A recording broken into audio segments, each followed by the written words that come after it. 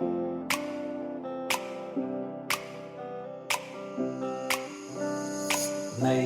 नई नई ये बातें, नई है जानकारी, आ गई अब हमारी सीनियर्स की बारी।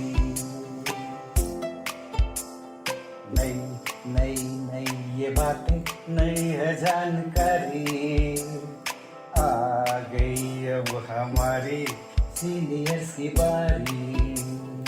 इनके अनुभव से अपनी बदली दुनिया सारी, इनके अनुभव से अपनी बदली दुनिया सारी। टाटा टाटी नाना नानी करते बातें प्यारी। सुन लो तुम, समझ लो तुम, हाँ सुन लो तुम, समझ लो तुम, सुन लो तुम, समझ लो तुम, बात ये हमारी। खुश रखोगे इनको तो होगी खुशी तुम्हारी।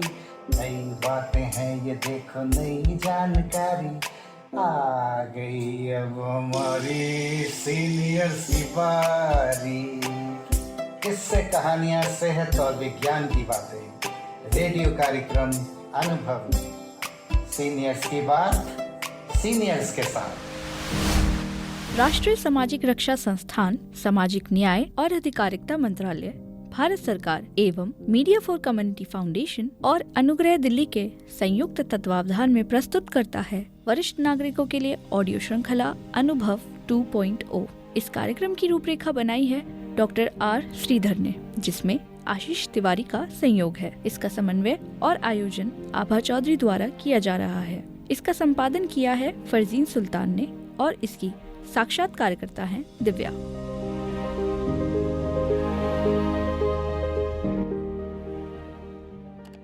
समाज लोगों का एक ऐसा संगठित समूह है जिसमें वे आपसी संबंध, परंपराएं, मान्यताएं और सांस्कृतिक मूल्यों के आधार पर एक साथ जीवन व्यतीत करते हैं। यह मानव जीवन का अभिन्न हिस्सा होता है जो व्यक्ति को पहचान, सुरक्षा और सहयोग प्रदान करता है। समाज में विभिन्न संस्थाएं जैसे परिवार, शिक्षा, धर्म और राज्य मिलकर सामाजिक व्यवस्था बनाते हैं।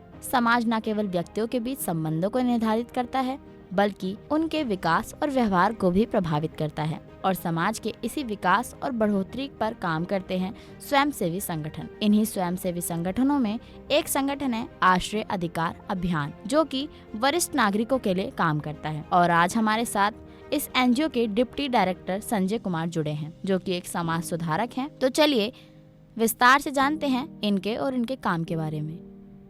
सर, आपका बहुत बहुत स्वागत है। जी, बहुत बहुत शुक्रिया आपका।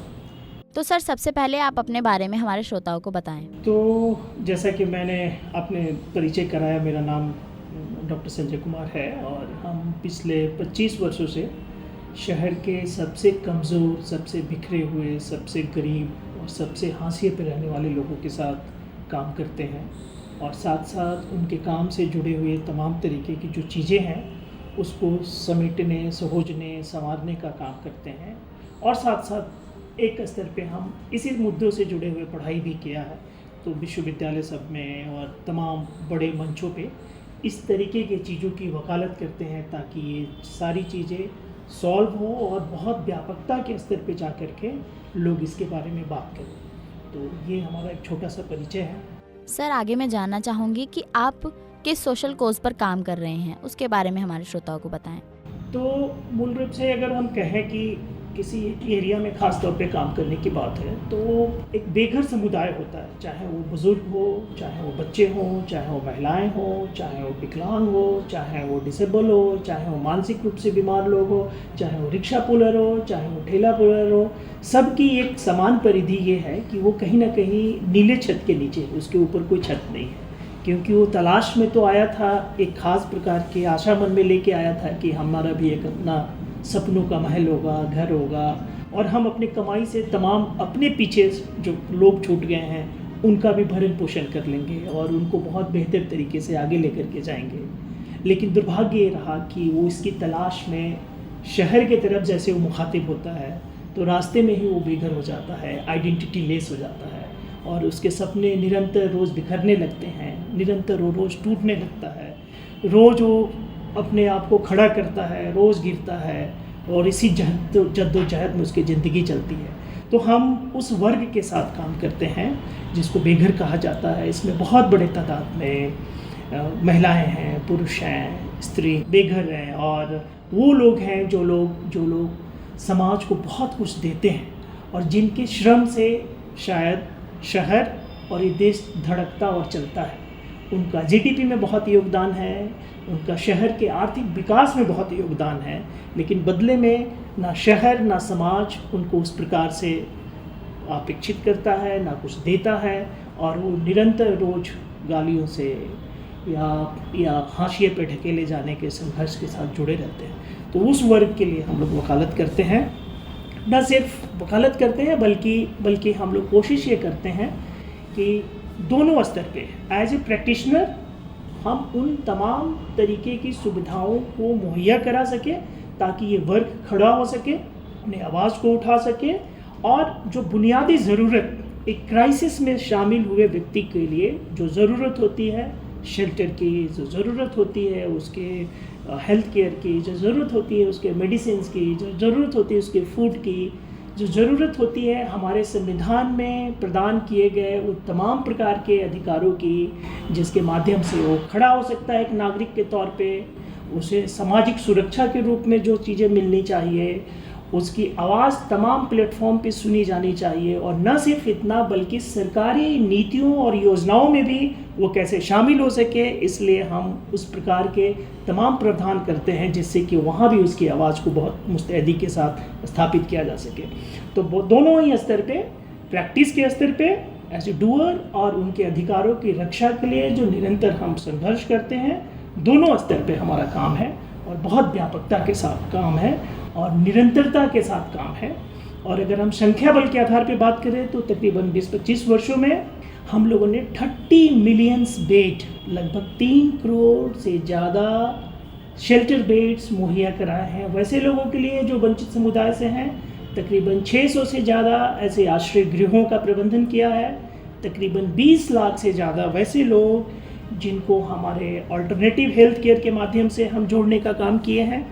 इसके साथ साथ बहुत सारे ऐसे लोग जिनको पेंशन्स के साथ अधिकार, जो होमलेस व्यक्ति जो बिना पते का शहर के अलग अलग स्थानों पे भटकता था, वो शहर का नागरिक बना और नागरिक बनने के बाद अपने अधिकारों को जिस प्रकार से उसने सरकार से और अन्य समाज से हासिल करने की कोशिश किया उसके स्तर पे, और फिर alternative way of method of resolving issue, उसको लेकर के हम लोगों ने खास करके अभी बेगिंग शहर में बहुत ज़्यादा है, आप देखते होंगे, और बुज़ुर्ग लोग भी बहुत, चूँकि ये उसके साथ जुड़ा हुआ चीज़ है जिसमें आप कह सकते हैं जब आदमी निरीह हो जाता है, जब जिसके पास कोई शॉर्ट ऑफ ऑप्शन नहीं बचता है तो वो क्या करता है, वो बेगिंग में जाता है। तो वैसे लोगों को कैसे भिक्षावृत्ति से निकाल करके, दान से निकाल करके काम के साथ जोड़ने का सक्सेसफुल मॉडल्स हम लोग लेकर के आए हैं, और भारत सरकार के लिए भी, दिल्ली सरकार के लिए भी, और नागरिक समाज के लिए जिसमें ये समस्या बहुत मुस्तैदी से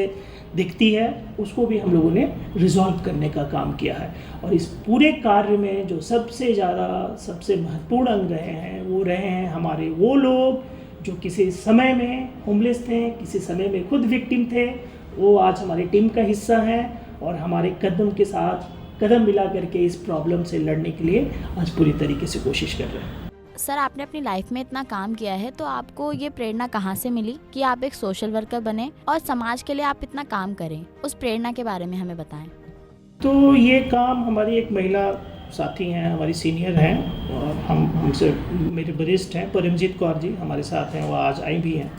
तो हम दोनों ने मिल करके 2003 के आसपास ये सोचा कि मतलब दुनिया में बहुत लोग आते हैं और चले जाते हैं और उनकी जर्नी ऐसे ही बिना नोटिस चली जाती है, तो कुछ जीवन में ऐसा काम किया जाए जो स्थापित हो और जाने के बाद भी थोड़ा ऐसा रहे कि लोग देखें और याद करें और प्रेरणा के तौर पे उसको अपने लिए रखें। तो हम लोगों ने आज से तकरीबन 1 अप्रैल 2003 के बाद इस काम को पूरी तरीके से हम लोग अपने नेतृत्व में लेकर के करना शुरू किए, और प्रेरणा यही था कि कुछ हट के करना है, और प्रेरणा यही था कि कुछ ऐसा करना है कि जो बेजुबान लोग हैं, जो अपनी आवाज़ को नहीं उठा सकते हैं, वैसे लोग, वैसे महिलाएं, वैसे साथी जिनके लिए एक माइलस्टोन क्रिएट हो सके, कभी भी जब ये बात करें तो बात हो कि नहीं आश्रय अधिकार वाले लोगों ने ये काम किया है जिसके कारण से आज खड़े हैं। जब हमने ये काम शुरू किया था तो दिल्ली शहर में सिर्फ 12 रैन बसेरे थे, 12 नाइट शेल्टर। हमारे काम का ये इम्पैक्ट पड़ा कि आज शहर में 350 से ज़्यादा ऐसे रैन बसेरे हैं। हमारे काम का ये इम्पैक्ट पड़ा कि भारतवर्ष में कहीं भी अगर बेघर आश्रय की बात होती है या भिक्षावृत्ति में शामिल लोगों की बात होती है या मानसिक रूप से मरीज लोग जिनको हम अक्सर कूड़ेदान में देखते हैं, सड़कों पे देखते हैं, अपने टॉयलेट और अपने इसको खाते और पीते देखते हैं, वैसे लोगों को ठीक करके फिर से उनके जीवन में उतारने के स्तर पे जब भी बात होती है तो we have to go and take the example from the Ashray Adhikar अभियान। तो ये एक मकसद था, एक हमारे सामने एक बहुत बड़ा माइलस्टोन खड़ा था। तो ये सारी चीज़ प्रेरणा बनी और हम लोगों को निरंतर दौड़ाते रही और आज इस मुकाम पे हैं हम लोग। तो दोस्तों, अभी आपने सुना हमारा एक खास कार्यक्रम। उम्मीद है कि आपको हमारा ये कार्यक्रम पसंद आया होगा। अगली कड़ी में फिर मिलते हैं इसी एनजीओ के बारे में विस्तार से।